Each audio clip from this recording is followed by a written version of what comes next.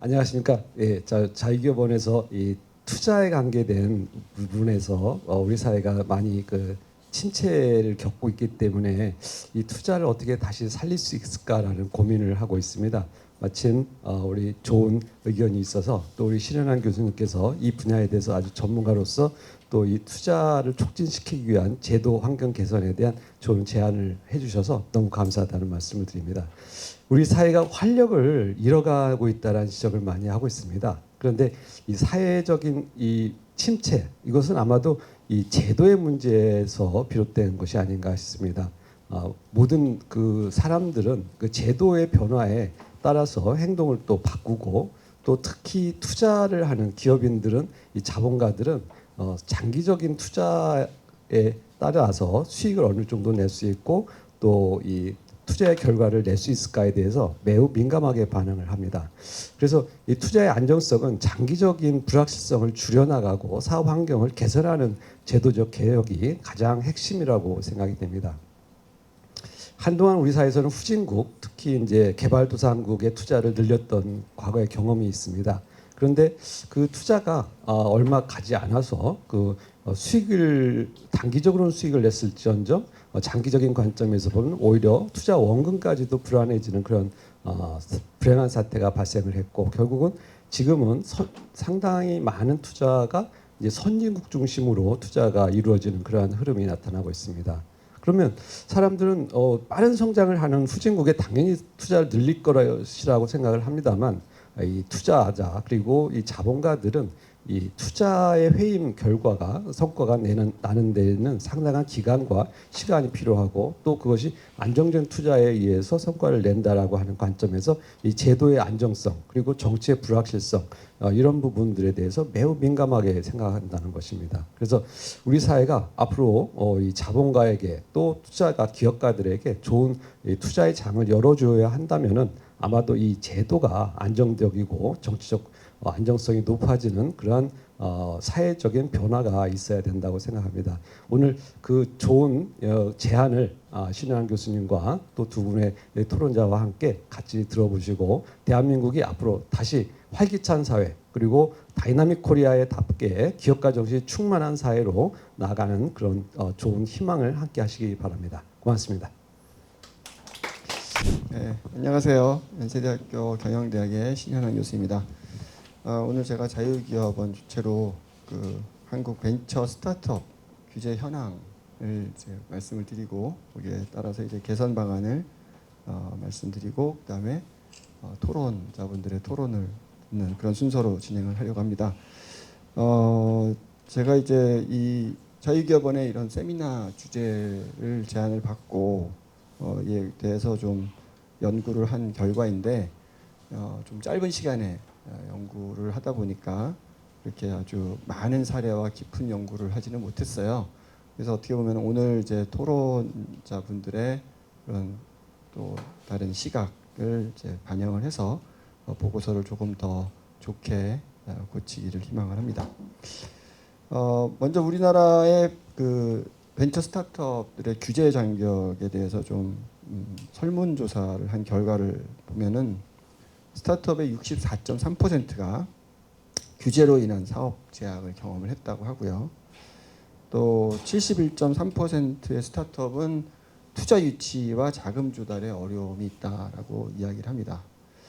또 44.7%는 법률과 제도가 신기술 발전 속도를 따라가지 못한다고 이렇게 지적을 해서 일부 그 벤처 스타트업들은 그 해외로 사업을 오히려 이전을 하는 우리나라는 어떻게 보면 창업 국가가 아니라 창업 지옥이 되가는 그런 현상이다라고 얘기도 합니다.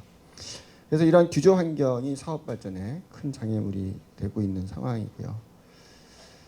그래서 이 보고서에서는 지금 우리나라가 그러면 지금 이런 설문조사와 비교했을 때 어떤 규제 현황들이 있느냐 하는 것을 산업의 진입 측면, 자금 조달 측면, 그다음에 데이터 개인정보 보호 측면, 고용 노동 측면 이렇게 네 가지 측면에서 우리 한국의 벤처 스타트업의 성장을 저해하는 주요 규제 현황을 분석하려고 했습니다.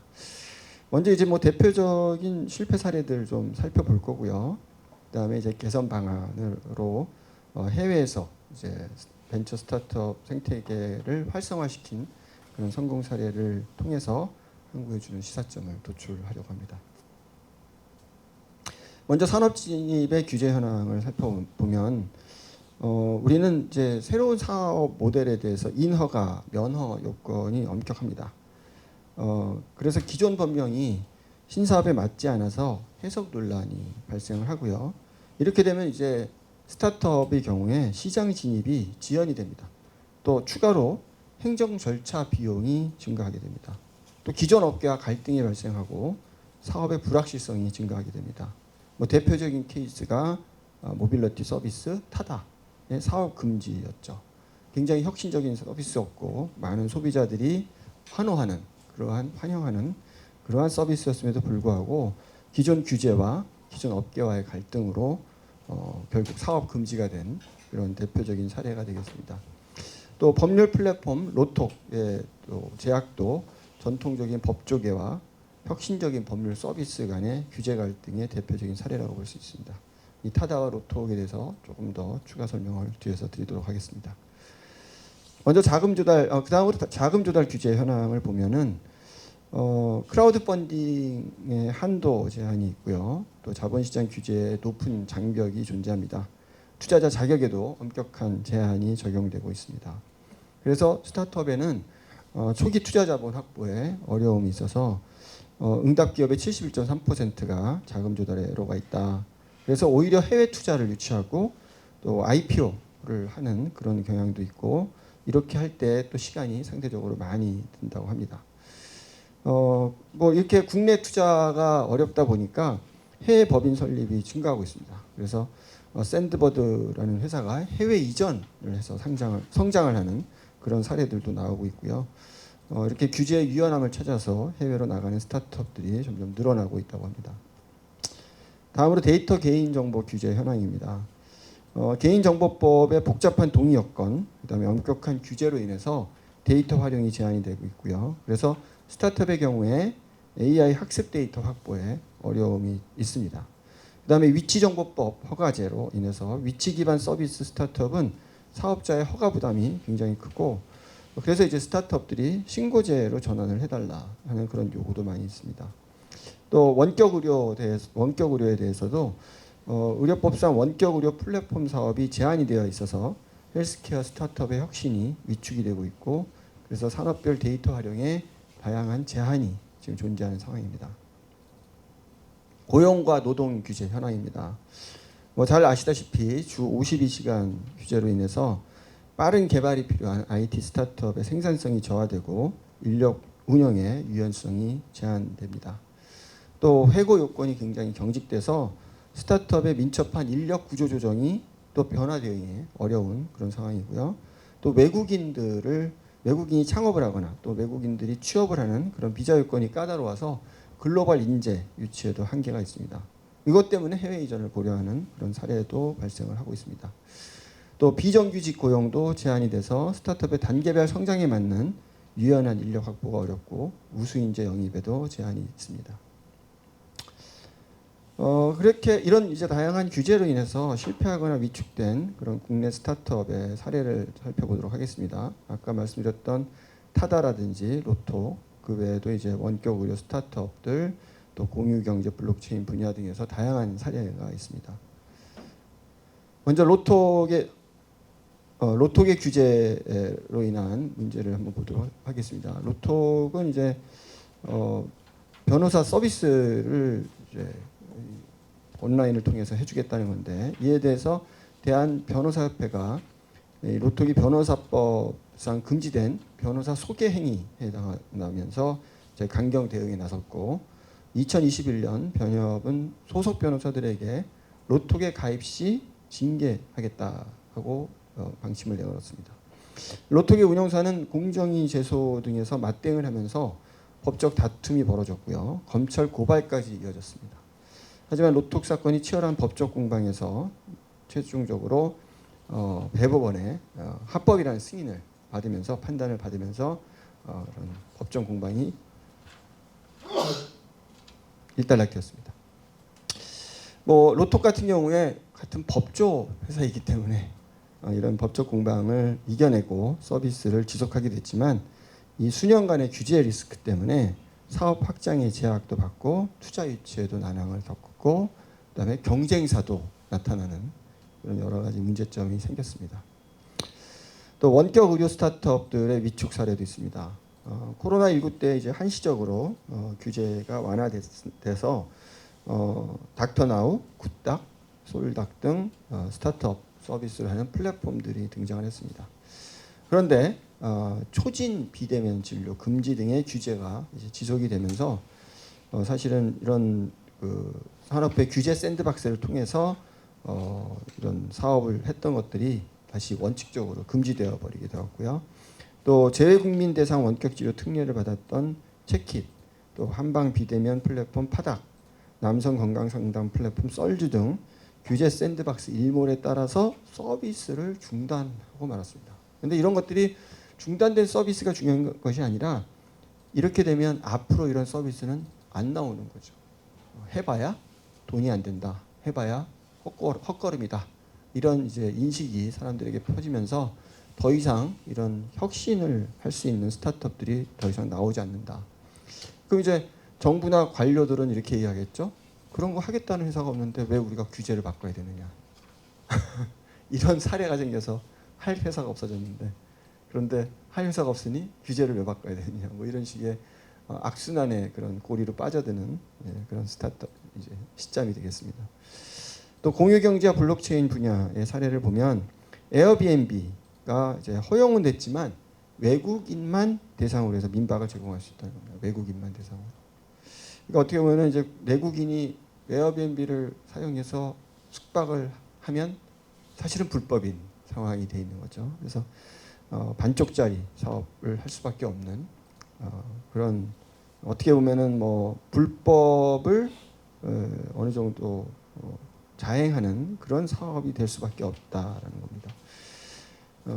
또 블록체인과 암호화폐 규제도 2017년에 ICO를 전면 금지시켰고요. 그 때문에 법적 공백이 이제 생겼고 따라서 이제 블록체인 스타트업들은 국내에서 자금 조달이 막혀서 해외에 법인을 세우고 ICO를 하고 해외에서 투자 자금을 받아서 사업을 해야 되는. 그래서 우리나라에는 제대로 된 이 블록체인 관련된 암호화폐 관련된 법인이 없다라는 겁니다. 그래서 언론 보도에 따르면 지난 10년간 해외로 본사를 옮긴 한국 스타트업이 6배가 늘었다. 186곳에 달한다. 왜 옮겼느냐? 63.4%는 한국의 규제가 사업에 장애가 된다라고 했다는 겁니다.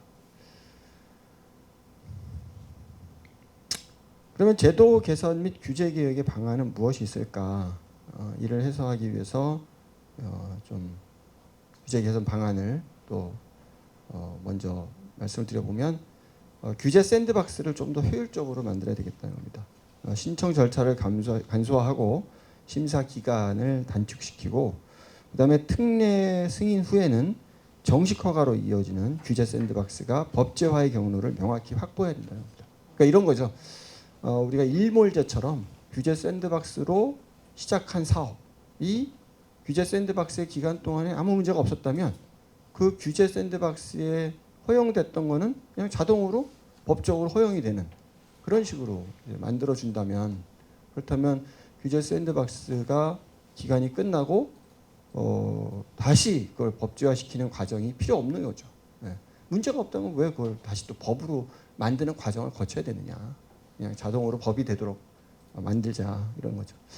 또 포괄적 네거티브 규제로 전환하자. 이건 굉장히 많은 분들이 예전부터 얘기했던 거죠. 사실 뭐 영미권에서는 전부 다 일단 사업을 하고 그리고 나서 문제가 되는 경우만 제한을 하는 네거티브 제도인 반면에 우리는 법이 있어야 사업을 할 수 있는 그런 파지티브 제도가 여러 가지 걸림돌이 되고 있다는 얘기죠. 또 기존 업계가 어떻게 보면 이익 집단이 돼서 신사업을 못하게 하는 이런 것들도 정부 차원에서 좀 사회적인 대타협 장치, 노사정위원회처럼 스타트업과 관련해서도 그런 대타협의 그런 장치를 마련하는 것도 개선 방안이 될 수 있을 거고요. 관계 법령 신산업 관련해서 이슈가 불거지면 관계 법령 정비를 지체 없이 추진하는 원칙도 확립이 돼야 됩니다. 그러니까 법령이 발의가 되고 그 발의에 특별한 반대가 없으면 자동으로 그 법령은 어떤 효력이 발생하는 그런 식의 장치가 좀 필요하겠다 이겁니다. 먼저 이제 구체적으로 들어가서 자금 조달 규제 개선 방안을 보면은 크라우드 펀딩 및 자금 조달에 있어서 초기 스타트업이 대중으로부터 자금을 모을 수 있는 경로를 넓혀줘야 되는데 이를 위해서는 이제 온라인 소액 투자 중개 크라우드 펀딩의 연간 모집 한도를 상향을 하고 투자자의 자격 요건 완화도 이제 검토할 수 있도록 해야 됩니다. 또 벤처 투자 인프라 강화 및 세제 지원도 필요한데요. 민간 벤처 캐피탈 엔젤 투자가 활성화될 수 있도록 법인의 LP에 대한 출자 인센티브를 늘려서 국내 기관 투자자의 벤처 펀드 출자를 촉진해야 합니다. 그러니까 예를 들면 기업이 스타트업에 투자하는 데 있어서도 좀 제약 조건들이 있는데 그런 것들도 좀 없앨 필요가 있다는 얘기죠. 그다음에 M&A하고 IPO 제도 개선입니다. 사실은 스타트업이 성장하려면 엑시트이 쉬워야 됩니다. 왜냐하면 스타트업을 하시는 분들은 그 스타트업을 영원히 기업으로 성장시키겠다는 것보다는 어떻게 보면 스타트업의 전문가들이에요. 그러니까 뭔가 새로운 아이디어를 가지고 혁신을 일으키고 뭔가 새로운 걸 시작하는 거기에 전문가들이기 때문에 이분들은 자기가 잘할 수 있는 그 어떤 시작의 부분까지만 역할을 하고 그 다음은 빠져나가기를 원합니다. 근데 빠져나갈 수 있는 통로가 M&A하고 IPO인데 이런 것들이 쉽지가 않은 거예요. 예를 들면 우리나라에 뭐 대기업이 스타트업을 산다. 그랬을 때 뭔가 뭐 대기업이 왜 그런 데까지 투자하냐. 또는 뭐 대기업이 투자를 하면서 뭐 뭔가 스타트업과의 거래에서 뭔가 불협화음이 일어나면 무조건 대기업의 잘못. 뭐 이런 식의 그런 M&A에서의 그런 어려움. 또 IPO를 통해서 해야 되는데 IPO에서 뭐 외국처럼 돈을 못 벌어도 투자자들이 좋다면 허용이 돼야 되는데 금감원에서 이 회사는 돈을 못 버니 아직 IPO를 할 단계가 아니다. 이런 식의 어떤 걸림돌이 되고 있는 그런 것들도 좀 개선이 돼야 되겠다. 또 정부도 마중물 역할에 집중을 하고 시장의 빈틈을 메우는 그런 지원을 해줘야 되고요. 그래서 규제 완화로 투자 환경을 조성하고 부족한 부분은 정부가 후속 투자로 채워주는 전략을 해야 된다. 모태 펀드가 있지만 모태 펀드의 역할이 조금 더 적극적으로 이제 후속 투자에도 좀 집중이 돼야 된다라는 얘기죠.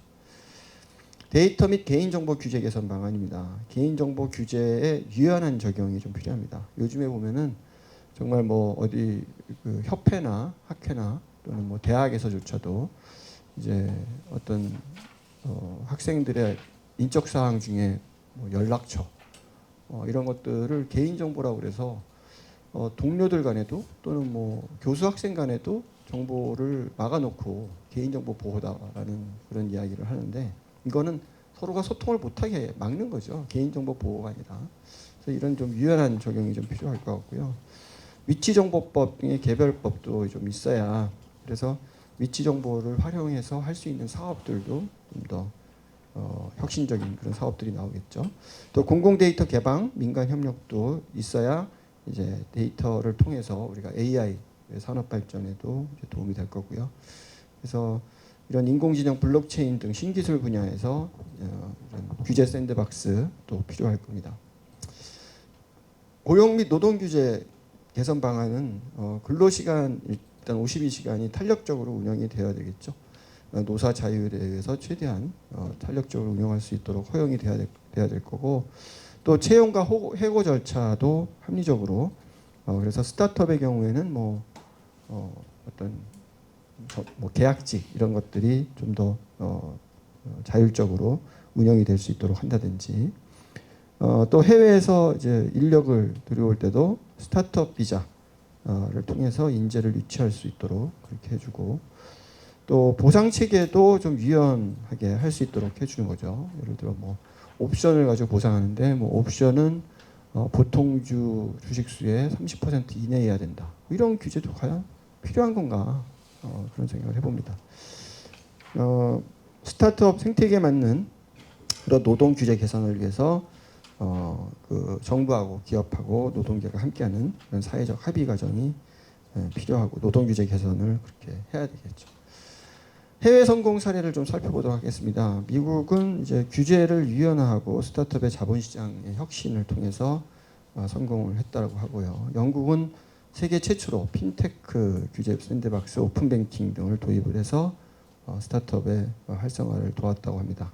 싱가포르는 스타트업 비자, 또 규제 친화적인 생태계를 만들었고, 기타 이제 이스라엘, 에스토니아, 캐나다, 호주 등의 국가들도 각각 스타트업의 규제를 완화시켜서 스타트업의 성장을 도왔다고 합니다. 그래서 이런 모범 사례를 먼저 살펴보면, 미국은 이제 전통적으로 자유로운 비즈니스 환경, 유연한 규제로 유명한데요. 모든 것이 허용된다. 단 금지된 것만 빼고 그런 말이 있을 정도로 이게 바로 네거티브 제도죠. 새로운 산업에 대해서 우선 시장 자율에 맡기고 문제가 생기면 사후에 규제하겠다. 이런 것이 이제 미국의 규제 문화입니다. 그런 문화 덕분에 사실은 우버나 에어비앤비 같은 플랫폼 기업들이 사업 초기에 큰 법적 제약 없이 빠르게 성장할 수 있었고요.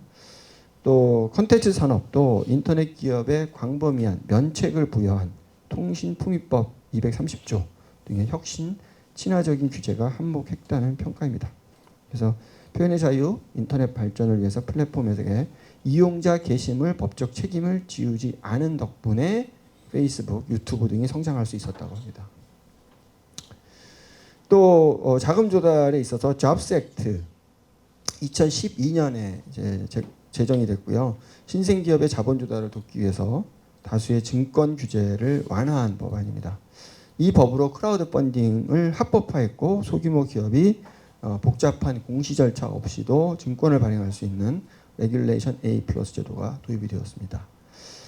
스타트업은 1년에 최대 2천만 불에서 5천만 불까지 일반 투자자 대상으로 증권 발행을 한다는 건데 공모죠, 공모. 근데 스타트업이 공모를 하는 겁니다. IPO 이전에 대규모 자금을 확보할 길이 열린 겁니다.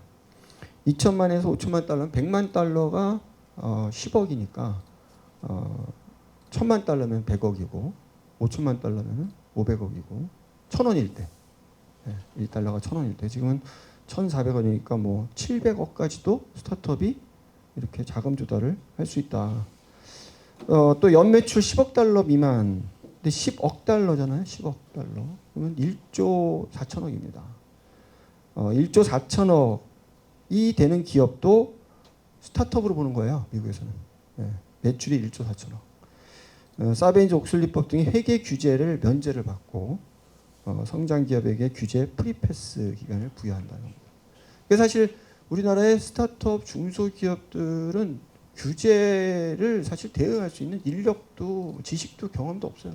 그런데 이런 기업들한테 대기업 때문에 발생한 규제를 그대로 적용을 시키면 그거는 뭐 싹도 못 틔우는 상황을 이제 우리 스스로 만드는 거죠. 그래서 너무 투자자 보호를 과잉 보호를 하고 있는 그런 상황이고 미국은 그렇지 않은 거죠. 근데 사실 우리나라와 비슷한 그런 투자자 과잉 보호가 유럽에서 많이 일어났던 거고 미국과 유럽을 우리가 비교했을 때 어떤 제도가 결국 자본시장의 발전, 경제 발전에 도움이 됐는가를 보면 미국의 그런 문화가 또 규제가 정책이 더 자본시장 발전, 경제 발전에 도움이 됐다는 거니까 우리가 어느 길을 따라가야 될까라는 건 이미 답이 있는 거죠. 그래서 이제 미국에서는 에코티의 크라우드 펀딩을 했고 다수의 스타트업이 투자 유치에 성공하고 IPO도 그 때문에 이제 활발해진 거고 이런 자본 혁신이 미국으로 하여금 세계 최다 유니콘 기업 탄생지가 되는데 도움이 됐다는 겁니다. 또 노동시장도 굉장히 유연하죠.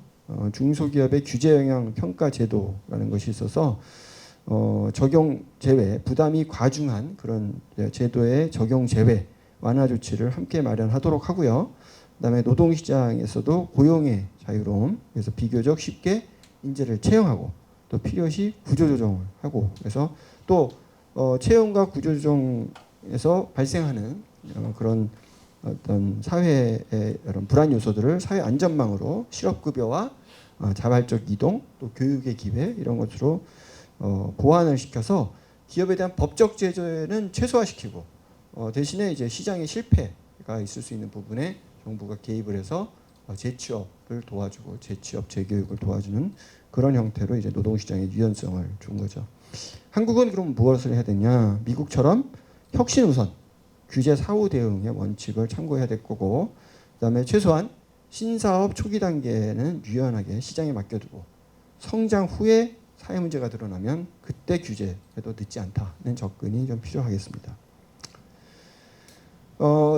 미국의 노동시장 유연성과 시사점을 이제 표로 표현을 해보면 고용 유연성, 해고 유연성, 용이성, 근로시장의 자율성, 임금 협상의 자유도, 인재 이동성 등 모든 부분에 있어서 미국이 한국보다 월등하게 높은 그런 점수를 받고 있다는 겁니다. 또 영국에서는 세계 최초로 핀테크 규제 샌드박스를 도입을 했고요. 오픈 뱅킹도 굉장히 빨리 세계 최초로 도입을 했습니다. 그래서 이런 제도를 통해서 영국은 지금까지 166개의 핀테크 서비스 출시가 이루어졌고, 그다음에 오픈 뱅킹을 통해서 금융 데이터를 가지고 은행들이 고객의 금융 데이터를 가지고 제3자 핀테크의 이 제도를 소비자들의 금융 소비자들의 자료를 제공하도록 그렇게 했고요. 그 덕분에 이제 런던의 테크시티라고 있습니다. 테크시티에서는 9천여 개의 스타트업이 밀접해 있고, 이 테크시티가 핀테크 허브로 이렇게 자리 잡았다고 합니다. 그러니까 만약에 우리나라가 금융 강국이 되겠다, 우리 제조업 포기하자 한다면 영국처럼 이렇게 가야 되는데 과연 그렇게 가고 있는가 하는 질문도 또 생기죠. 영국의 오픈 뱅킹은 좀 전에도 이제 말씀드린 바와 같이 핀테크 서비스가 폭발적으로 성장하도록 이렇게 도와줬고요. 또 글로벌로도 이제 영국이 먼저 하면서 많은 나라들이 이제 따라가고 있습니다. 결국 이제 영국의 이런 사례가 보여주는 거는 그 규제 기관하고 스타트업이 좀 더 소통을 플랫폼화하고 정례화해서 이게 가능하다는 얘기고요. 또 과감한 데이터 개방, 또 API 표준 통합, 또 정부 내 혁신 전담 조직과 인력이 있다는 겁니다. 그래서 오히려 영국은 규제를 통해서 이 산업을 못하게 하는 것이 아니라 규제를 통해서 산업이 더 빨리 나올 수 있도록 도와주는, 그래서 규제 개혁이 곧 국가의 경쟁력이 되는 그런 선순환으로 규제가 사용되고 있다는 겁니다. 그러니까 다른 나라보다 규제 혁신을 더 빨리 함으로써 그 경쟁력을 갖게 되는 거죠. 그래서 영국의 규제 혁신의 성공은 결국 뭐 166개의 핀테크 서비스가 출시됐고, 또 정식 라이센스를 80% 이상의 기업들이 정식 라이센스를 얻게 됐고, 테크시티에 9,000개 이상 스타트업이 나오는 그런 성공을 거두게 됐습니다. 우리나라도 이제 그러면 이렇게 이 오픈 뱅킹 또 핀테크 서비스 허용은 됐는데 얼마만큼 우리나라에서 이 서비스를 활용한 그런 스타트업이 많이 나오고 있는가, 많이 나오지 않고 있다면 어떤 부분이 잘못됐는가 하는 반성의 기회를 가져야 되겠죠. 싱가포르 같은 경우에는 스타트업 비자, 또 규제 친화적인 그런 생태계를 통해서 스타트업을 지원해주고 있다고 합니다. 그래서 창업자 비자로 이제 엔트리 패스라고 해서 혁신적인 아이디어나 기술을 가진 해외 창업가에게 발급이 되고요. 투자 유치 가능성을 평가해서 부여하기도 합니다. 1년 후에 일정 요건을 충족하면 2년 단위로 연장이 가능하고요. 또 이런 엔트리 패스 소비자는 싱가포르 정부의 스타트업 SG 보조금 등 각종 지원 프로그램에 지원할 자격도 주어지고 해외 창업자에 대한 원스톱 패키지 지원도 이루어집니다. 창업 절차도 굉장히 간소화되어 있어서 세계은행의 기업 환경 평가에서 항상 최상위권을 차지합니다. 세율도 17%로 비교적 낮고요. 또 이민 정책도 유연해서 이런 창업자들이 쉽게 싱가포르에 정착할 수 있도록 도와주고 있죠. 또 고급 인재에게는 테크패스라는 비자를 도입을 해서 실리콘밸리에 경력 많은 기술 인재를 2년짜리 취업 패스를 발급해주면서 한 해 약 500명씩 이렇게 인재를 유치하고 있습니다. 또 인재 이동의 문턱을 낮추는 정책으로 인구가 적지만 외부의 인적 자원을 적극 활용하는 그래서 스타트업 생태계 자체가 국제화되고 다양성이 확보되도록 하고 있고요. 한국의 많은 스타트업들도 지금 싱가포르에 진출을 해서 아시아 거점으로 싱가포르를 이용하는 그런 이유가 되겠습니다. 싱가포르도 이제 핀테크 규제 샌드박스를 가지고 있고 또 이런 샌드박스뿐만 아니라 원스톱 규제 상담, 또 재정 지원까지도 이제 해주고 있고요. 또 디지털 금융 서비스 제공을 위한 라이센스 제도 도입으로 핀테크 산업 성장을 촉진을 하고 있고 결제 서비스업도 따로 제정을 해서 그랩과 같은 슈퍼앱의 성장이 나올 수 있었습니다. 동남아 슈퍼앱 그랩 또 해운 물류 스타트업 아고다 등이 싱가포르에서 본격적으로 성공할 수 있었던 이유가 되겠습니다. 정부 주도하에 SG 이노베이트, 테마섹 등의 펀드를 통해서 유망 스타트업에 직접 투자하거나 매칭 투자를 해주고 있고 그래서 정부 주도 투자가 민간 투자를 견인하는 그런 효과를 갖고 있고요. 또 블록 71과 같은 스타트업 캠퍼스를 조성해서 공간과 네트워크를 제공하기도 합니다. 이런 물리적 인프라가 우리나라에도 좀 있지만 더 많이 필요한 거죠. 스타트업 협업, 지식 공유를 촉진하고 투자자의 만남도 용이하도록 해주고 있고요.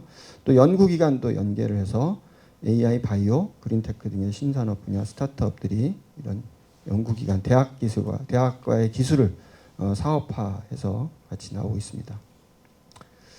이런 시사점은 이제 우리나라의 창업 비자 제도를 좀 더 유연하게 만들어야 되고 규제 기관이 오히려 멘토 역할을 해서 규제 기관이 규제를 해소시키는 것뿐만 아니라 재정 지원 또 컨설팅도 함께하는 그런 행정도 우리가 도입을 해야 되겠다.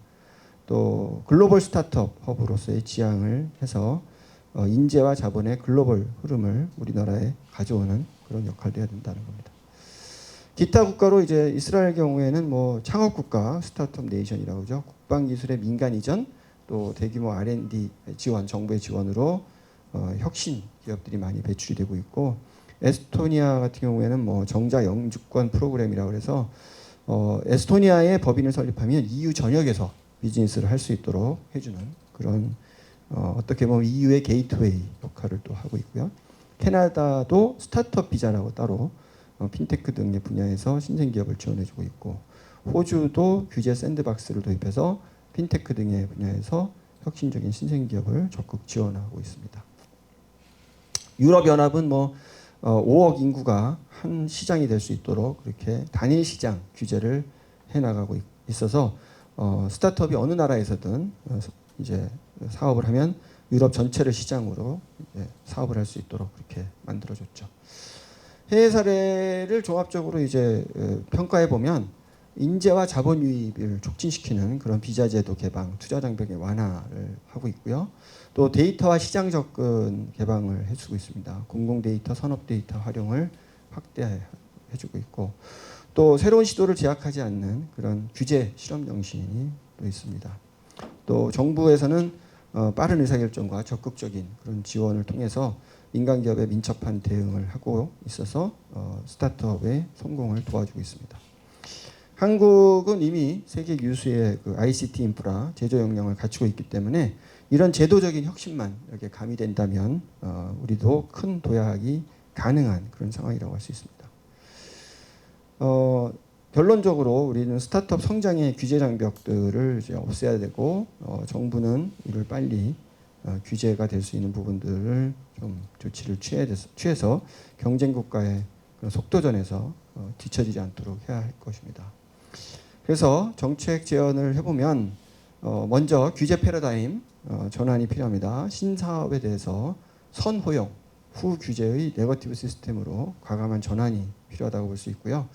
또 규제 샌드박스의 고도화, 그래서 규제 샌드박스 제도의 심사 기간을 단축하고 특례 기간을 연장하고 또 추가 조건을 최소화시켜서 스타트업이 실질적인 혜택을 얻을 수 있도록 그렇게 개선을 해야 됩니다. 또 산업별 맞춤형 규제 개선이 필요합니다. 그래서 모빌리티, 원격 의료, 핀테크, 블록체인 등의 분야별로 걸림돌이 되는 규제를 구체적으로 파악하고 우선순위를 정해서 개선을 해야 됩니다. 또 자금 조달 지원의 강화가 필요합니다.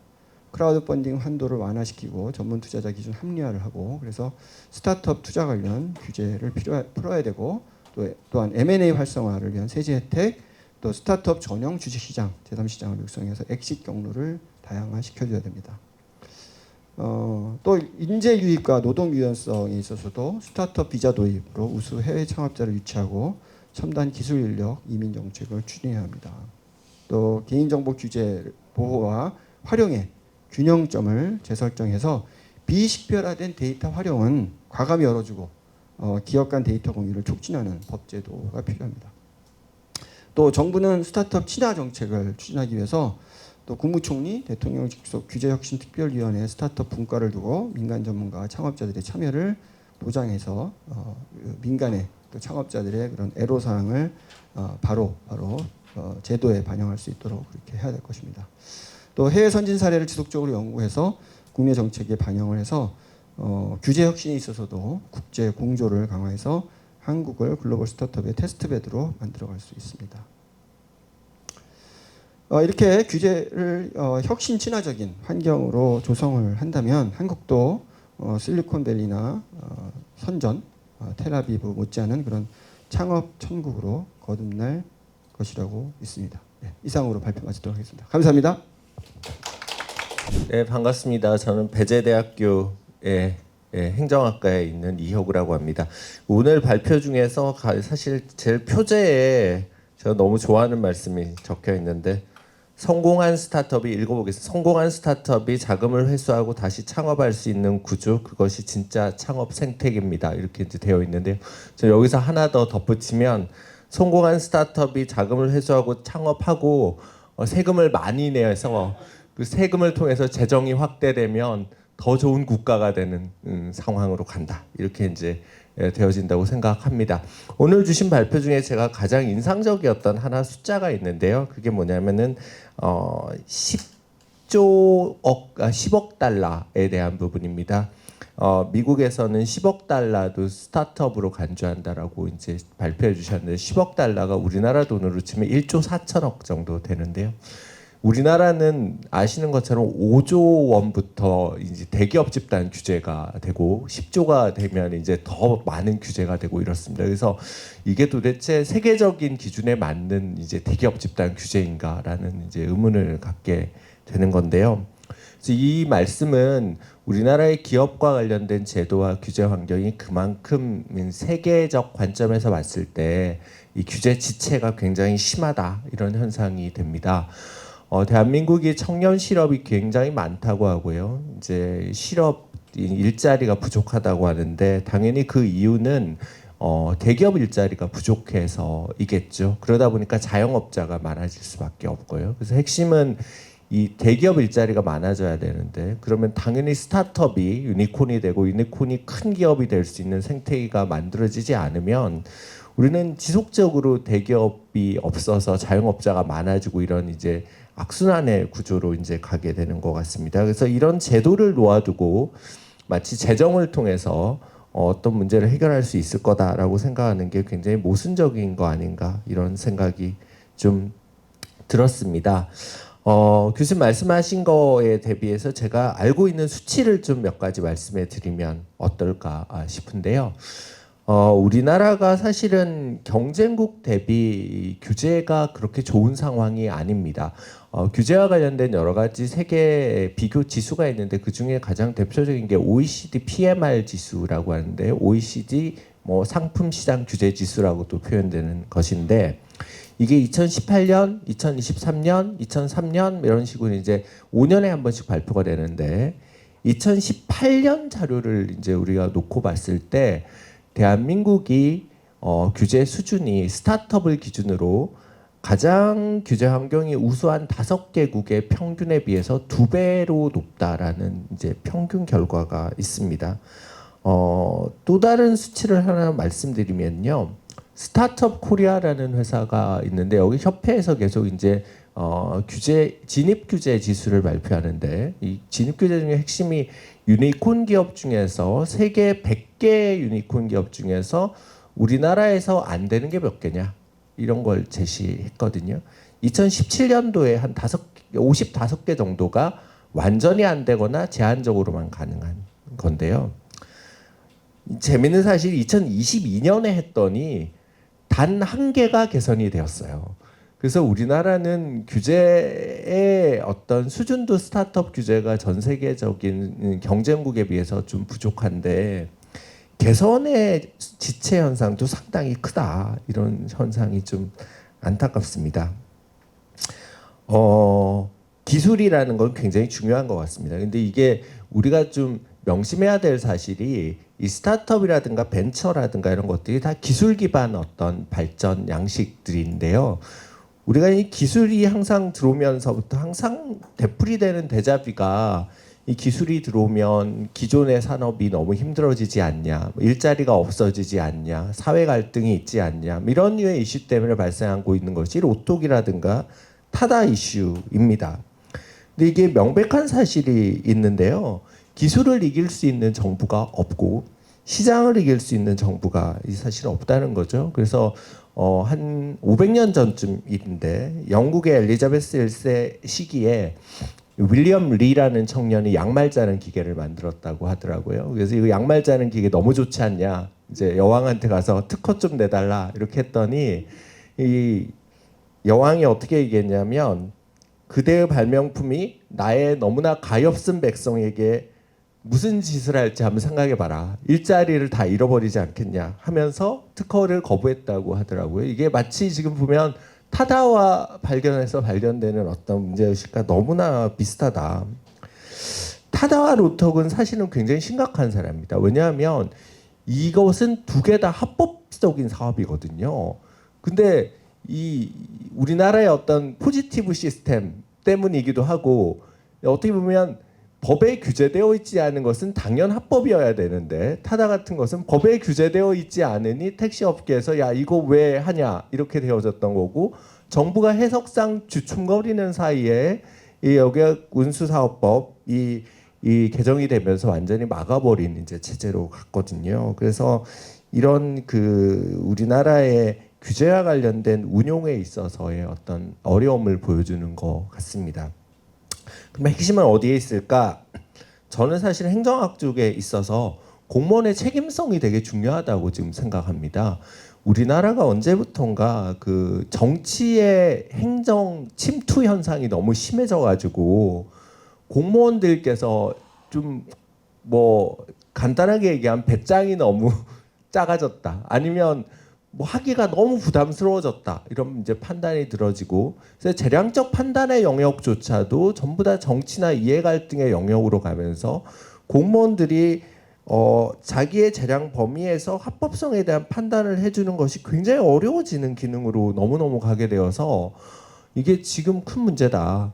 더군다나 바이오라든가 여러 가지 AI 부분의 규제, 정보보호법 관련된 위치정보 관련된 규제들은 전부 다 규제 공백 영역입니다. 사실은 규제가 없는 영역에서 사업을 새로 시작했는데 이것이 되겠습니까? 안 되겠습니까? 라고 물었을 때 정부 입장은 첫 번째는 기다려봐라. 두 번째는 잘 모르겠다. 세 번째는 이제 계속 이것을 이제 끌고 이제 가기 시작하니까 어렵죠. 그래서 이렇게 해서 탄생한 제도가 사실은 규제 샌드박스 제도입니다. 야, 이거는 잘 모르겠는데 한번 시작할 수 있게는 해줄게. 라고 해서 문재인 정부 때 시작한 제도인데요. 예, 제도의 취지만큼 잘 되어지지 않습니다. 규제 샌드박스가 제가 알기로는 뭐 한 몇천 건 정도가 아마 제기가 된 것 같고 그 중에서 아마 바틀렉에 걸려 있는 것이 굉장히 많습니다. 왜 이런 현상이 발생되냐면 역시 규제 샌드박스에서도 공무원의 책임성을 담보하기가 되게 어려운 구조가 있고 그다음에 이 과정에서 우리가 이해하지 못하는 여러 부가 조건이 있는 것도 사실입니다. 재밌는 사실을 한 가지만 말씀드리면 우리나라에서 해상 택시가 불법입니다. 혹시 아시는지 모르겠는데요. 왜냐하면 옛날부터 섬에 들어가서 그 배를 타는 거는 위험하다. 이게 그래서 배 타고 들어간 사람 숫자만큼 채워서 나와야 된다라는 규제가 있습니다. 왜냐하면 어느 섬인가 한 사람이 들어가 있으면은 판단이 안 되니까. 근데 택시라는 것은 이렇게 돌아다녀야 되니까 그게 불가능하잖아요. 그래서 이걸 좀 한번 해상 택시 규제를 한번 해보자라고 통영인가 어딘가에서 이제 좀 하려고 했는데 부가 조건이 뭐냐면 야 너는 해상 택시업만 하고 나머지 기존에 하던 사업은 좀 그만 안 하는 조건. 또 하나는 동네에 있는 동종의 업종 사람들한테 다 동의를 받아와. 뭐 이런 거를 이제 제시를 해서 이 사업 사장님이 굉장히 답답해. 이게 뭐냐 도대체 이런 이제 상황이 있는 것도 사실입니다. 그래서 위에 샌드박스가 사실 너무 어려운 이제 형국인데요. 저는 사실 한 두 가지 정도의 해결책이 좀 있지 않을까. 첫 번째는 지금 규제 샌드박스가 8개 부처에 나뉘어져 있습니다. 이건 굉장히 이상한 시스템입니다. 왜냐하면 자기 부처의 규제를 자기가 유연화시키는 방식으로 제도 설계가 되어 있다 보니까 당연히 굉장히 보수적으로 되어질 수밖에 없어서요. 뭐 차제의 정부도 좀 바뀐다고 하니 규제 샌드박스 제도를 일원화하는 게 매우 필요하고 일원화하면 이것을 당연히 규제 친화적 정부 부처가 아닌 규제 개혁 친화적 부처로 옮겨야 됩니다.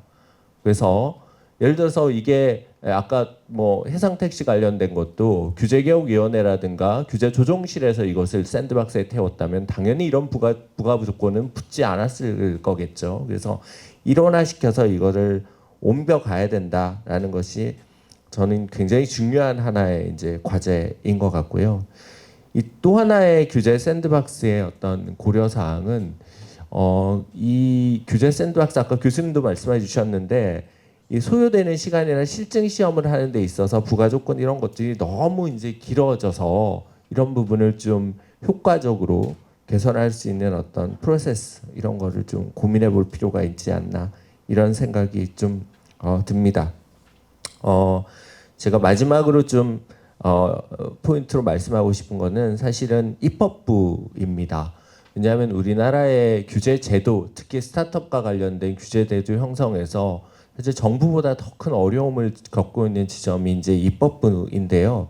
입법부가 행정 제도를 규제 제도를 만드는데 너무 관심이 많다 보니까 사실 정부가 뭐 어렵게 개선해 놓은 규제 시스템을 입법부가 한꺼번에 무력화시키는 경우가 너무 많습니다. 그래서 이것을 어떻게 해야 될까라는 것이 굉장히 고민입니다. 차제히 저는 이런 생각을 좀 하는데요. 재정 쪽으로 가면 입법 과목하고 행정 과목이 있거든요. 그래서 지금 이것도 문제가 있어서 왜 그러냐 하면 행정 과목에까지 입법부가 손을 대고 있다고 저는 들었습니다. 국회에서. 이건 안 되는 거거든요.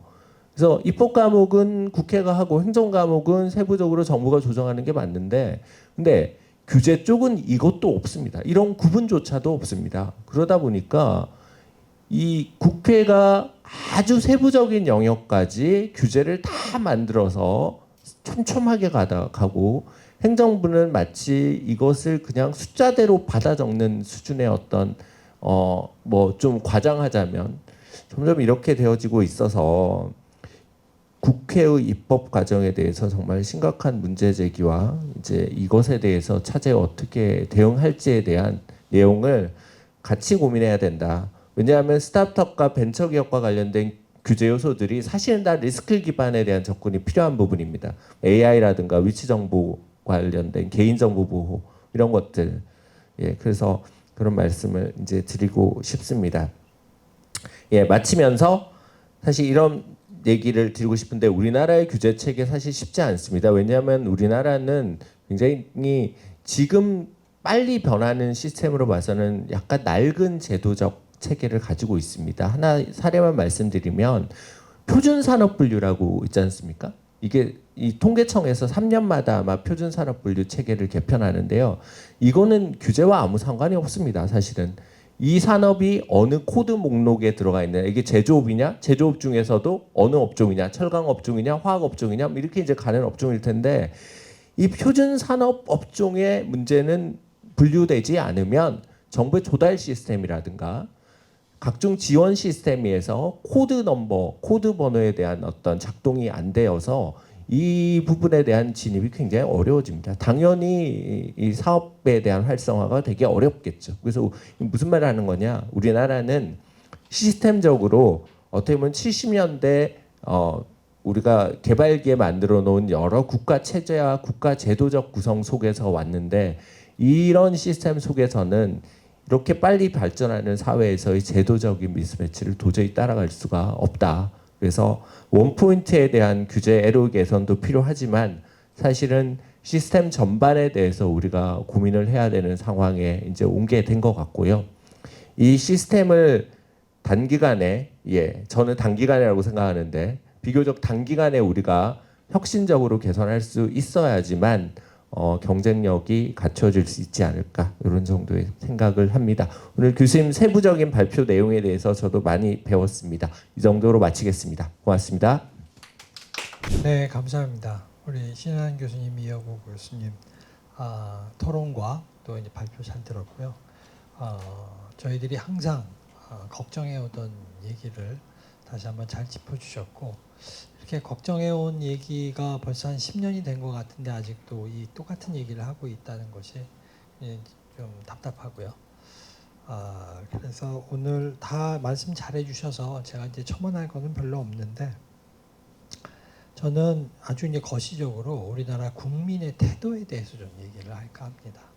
사실 뭐 벤처 갖고 하다가 그렇게 법 체계와 국회가 너무 이렇게 상권 분립을 넘어서서 사법부와 행정부까지 들어가려고 한다는 그런 사회적인 이슈가 왜 벤처로부터 시작해갖고 이슈가 또 말이 나와야 되는지 모르겠지만 저도 마찬가지입니다. 벤처라는 걸 하는데 왜 이렇게 거시적인 얘기를 해야 되는지 그만큼 벤처에서 우리나라 국민들이 느꼈던 답답함이 벤처에서 총화가 돼갖고 나오니까 이걸 기화로 해갖고 그동안에 우리가 못다한 얘기들을 다 하고 싶어해서 그런 게 아닌가라는 생각도 해보는데 제가 이제 법대 교수는 아니지만 그래도 어깨 너머로서 이제 너머로 들은 얘기에 의하면 우리나라는 이제 대륙법이고 미국이나 영국은 영미법인데 그 두 개의 굉장히 큰 차이가 원래 대륙법이 나폴레옹 법에서부터 이제 뭐 근간이 됐다고 하죠. 뭐 로마부터 시작하는 사람들도 있지만 근대에 와서는 나폴레옹 법이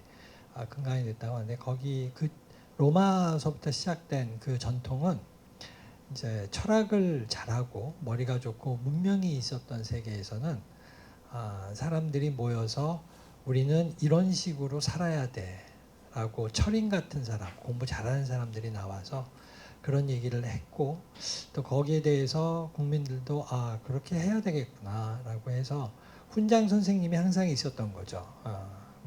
문명이 있었던 곳에서.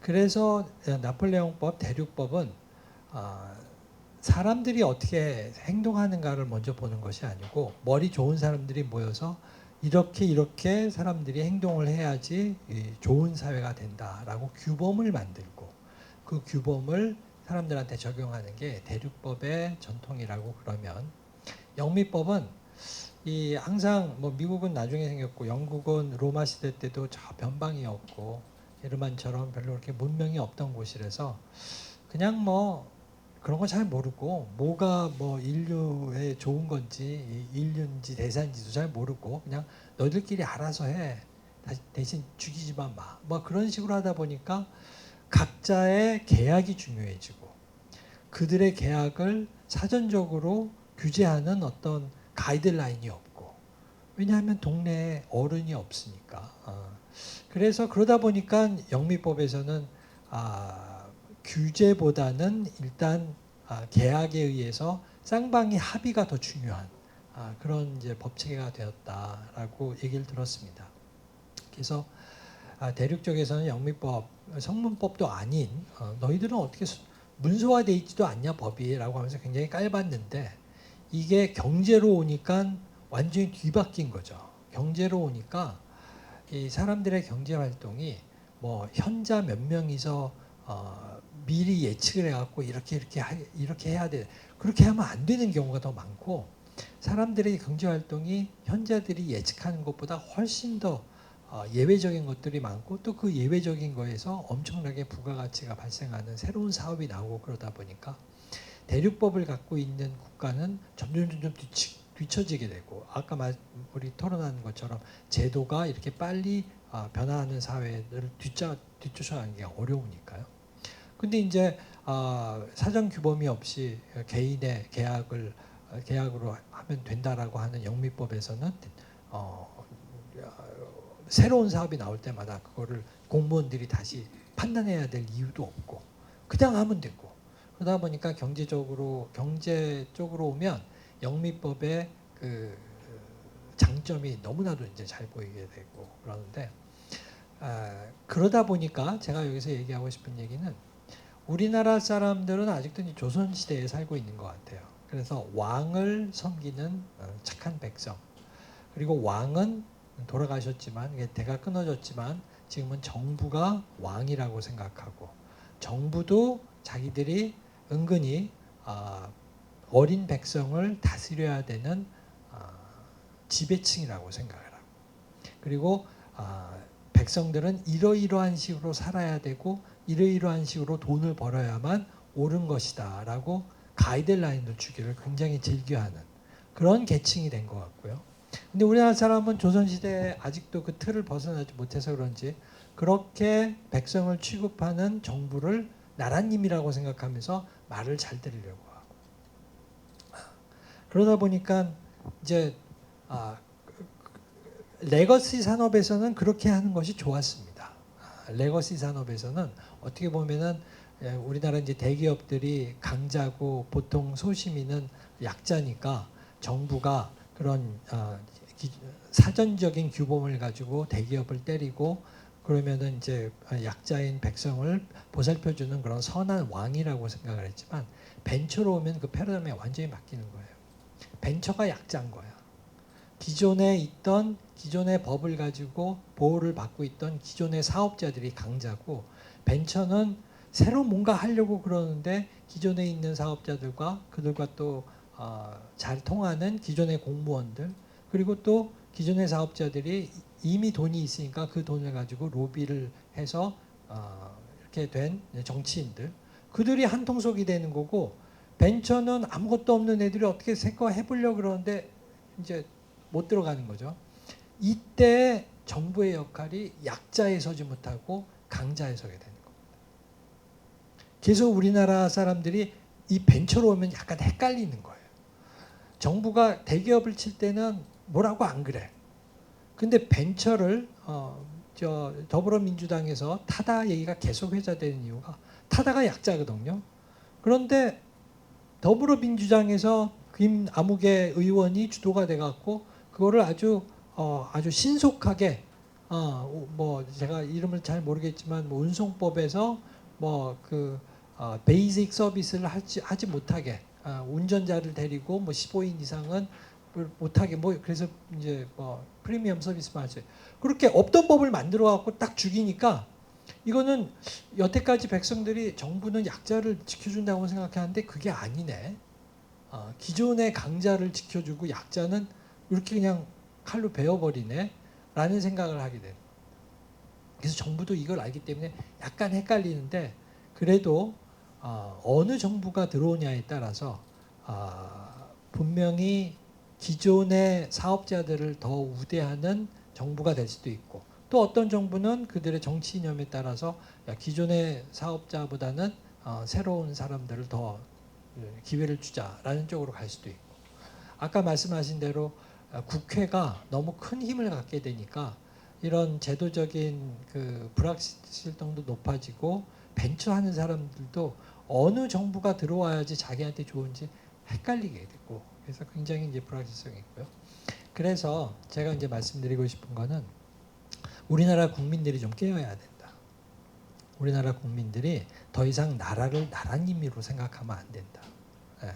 나라님이라고 생각하지 말고 우리나라는 국민이 나라님이라고 생각하기 때문에 국회에서 무슨 법을 만들면 그거를 그대로 그냥 따라가려고 하는 게 있는데 영미 쪽에서는 그렇지 않습니다. 영미 쪽에서 이제 우버 같은 경우 이제 타다하고 이제 비슷한 경우잖아요. 우버도 그렇고 우리나라에서 이제 소리바다가 전면으로 금지되는데 그 당시에 뭐 스포티파이 뭐 그런 또 이제 그 스트리밍 받아서 음원 스트리밍 서비스 하는 것도 그렇고 여기서 오늘 이제 보여줬던 많은 우리나라에서 하려다가 실패하고 제도 때문에 막아졌던 그런 많은 것들이 우리나라에서만 처음 나온 게 아니고 미국이나 스웨덴이나 그런 데 있는 것들을 우리가 본따서 한 거잖아요. 그러면 그거에 대응이 되는 이제 타다에 대응이 되는 우버나 소리바다에 대응이 되는 뭐 스포티파이나 아니면은 에어비앤비 우리나라 홈 뭐죠? 우리 홈 뭐 우리나라도 에어비앤비 같은 게 있어요.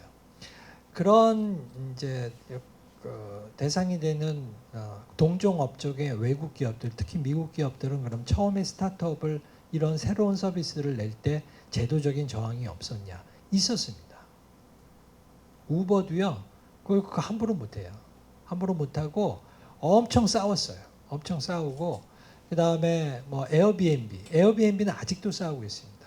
에어비앤비는 뉴욕이나 뉴올리언스시에서 재작년에 새롭게 법을 만들어 갖고 에어비앤비 못하게 완전히 못하게 하진 못했지만 등록을 해야지만 할 수 있게 뭐 하고 그래서 에어비앤비가 소송 걸고 그래요. 거진 모든 케이스에서 미국에서도 새로운 것들을 시작할 적에 기존의 그 업자들이 그것 때문에 피해를 받으니까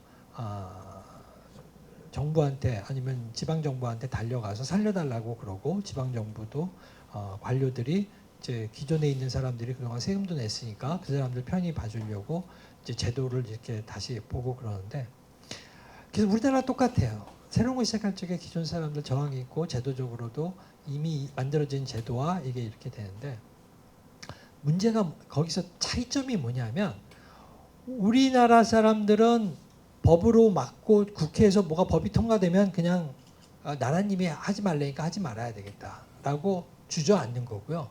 미국 사람들은 거기서 주저앉지 않고 기존 법이 만들어졌을 때는 이런 새로운 서비스와 기술이 없었는데 그 법을 지금 나한테 적용하려고 그러면 어떡하냐. 너희들이 무슨 뭐 신이냐. 그 법 만들 적에 이건 것까지 다 생각하고 있었어? 그러면서 싸우기 시작합니다. 싸우고 이 논리가 일반 국민들한테 잘 먹혀요. 새로운 서비스를 고려하지 않은 옛날 법을 가지고 지금 이걸 하려고 그래. 규제를 바꾸든지 아니면 뭐 뭔가를 다시 해갖고 이거를 가능하게끔 해라라고 싸우기 시작하는데 그 싸움이 미국에서 먹힙니다. 미국에는 변호사들이 많아서 그런 걸 대리해 줄 사람들이 많아서 그러는 것도 있을 수 있고 그렇지만 기본적으로 국민들이 정부를 나라님이라고 생각하지도 않고 정부도 국민들이 좋아한다고 그러면 그거 함부로 막으려고 그러지 않아요. 그렇기 때문에 협상이 가능한 거고.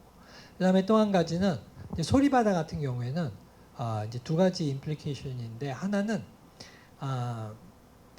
혼자 다 먹으려고 그랬어요. 소리바다가 혼자 다 먹으려고 그랬어. 근데 미국에서도 보면은 음원 서비스 스포티파이 같은 경우도 미리 기존에 있던 음원 사업자들한테 다 접촉을 해서 계약을 맺고요. 내가 다운로드 받고 스트리밍 할 때에 너 얼마 까줄게 그러면서 협상을 통해서 미리 약간 이제 상생의 개념이 거기도 분명히 있습니다. 완전히 무슨 뭐 창조적인 파괴만 하는 것이 아니고 상생의 개념도 있으면서 그 다음에 이제 법적으로도 싸우고 이 두 트랙이 같이 가는 거죠. 근데 소리바다는 그런 노력이 없이 그냥 P2P로 그냥 이제 그 파일 다운로드 받게 하니까 기존의 가수들이나 그런 사람들 열받죠. 그래서 좀 한 게 있었고 그다음에 그 소리바다에서 우리가 또 한 가지 재밌는 알 수 있는 게 뭐냐면 아까도 그 변호사법 말씀하셨지만 제가 누구 이렇게 좋은 사람 소개시켜주고 얘가 고맙다고 나한테 돈을 좀 주잖아요. 그럼 저는 감옥 갑니다. 우리나라 법에서. 변호사법에 의해서. 중개 수수료를 받을 수 있는 거는 변호사만 받을 수 있어요. 근데 그거를 복독방이 너무 많은데 그럼 복독방은 전부 다 감옥 가야 되잖아요. 옛날에. 그래서 복독방 하는 사람들은 예외로 법을 만들어준 게 부동 공인중개사법이고 그 사람들한테 그 자격증을 따라하고 그런 거예요. 공인중개사법이 만들어지기 전에는 옛날 복독방을 전부 다 감옥 갔어야 되는 거죠. 여기서 중요한 게 뭐냐면 이 대학생들 소리바다 만드는 그 사람들 그때 젊었었는데 그 사람들이 그런 걸 어떻게 합니까? 우리나라 뭐 동일인 제도 그거 누구한테 갖다 주면 그거 이해하겠어요? 우리나라 창업하는 사람들이 다 젊은 애들인데 걔네들 그럼 전부 다 법대 보내갖고 법학 그 공부한 다음에 창업하라 그럴까? 그런 거에 대한 유연성이 전혀 없는 거예요. 그때 완전히 형사 고발해 버렸어요. 소리바다를. 그게 말이 돼? 애들이 그거 알고 했겠어요? 알고 했을 수도 있지. 그래도 그런 거 봐줘야 되는 거 아니야? 좀 형량을 감추든지 형사로는 그냥 문책만 하고 뭐 민사로만 너희들끼리 해결해라 뭐 그렇게 가야 되는데 그렇지 않았던 거예요. 그게 왜 그러냐면 나라님이 어디 쓸데없는 어린 백성들이 와갖고 법도 모르는 것들이 지들끼리 돈 벌겠다고 해갖고 나를 무시해? 그러니까 한번 보여주는 거야. 우리나라 분위기가 그런 것 같습니다.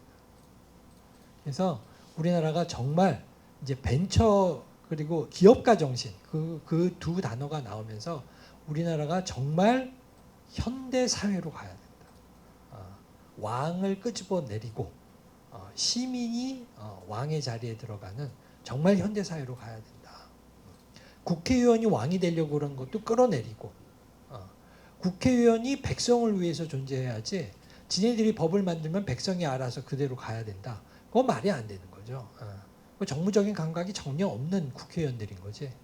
그래서 이 뭐 다른 뭐 여러 가지 그 현안이 될 만한 그리고 바로 액션을 취할 수 만한 그런 대안들이 저 말고도 많은 사람들이 이제 얘기하겠지만 그런 대안이 나올 때 우리들의 기본 정신은 뭐냐면 국민이 주인이 되는 정부를 한번 테스트해 볼 수 있어요. 정부를 무조건 믿는 것이 아니고 정부가 뭐를 했고 어떤 국회에서 어떤 법안이 통과됐을 때 그게 옳고 그름을 따져서 거기에 대해서 국민 저항 목소리를 낼 수 있는 그런 채널이 필요하다. 만약에 개헌을 한다면 국민들이 보통 기업에서 소액주주도 아니면 주주들이 모여갖고 배임죄로 고소할 수 있는 것처럼 아마 이제 개헌이 되면 국민들이 국회의원들을 배임으로 고소할 수 있고 아니면 뭐 탄핵을 국민들한테 탄핵권을 줄 수는 없지만 어떤 형태로 이렇게 저항할 수 있는 그런 장치가 필요하다고 생각합니다. 그런 게 있어야 창업도 잘 되고 기업가 정신도 살고 그렇게 될 것 같습니다. 참 희한하네요. 벤처 얘기하는데 왜 행정 얘기를 해야 되며 정치 얘기를 해야 되며 개헌 얘기를 해야 되는지 어쨌든 그것이 현재 우리나라 상황을 너무 잘 보여준다고 생각합니다. 감사합니다.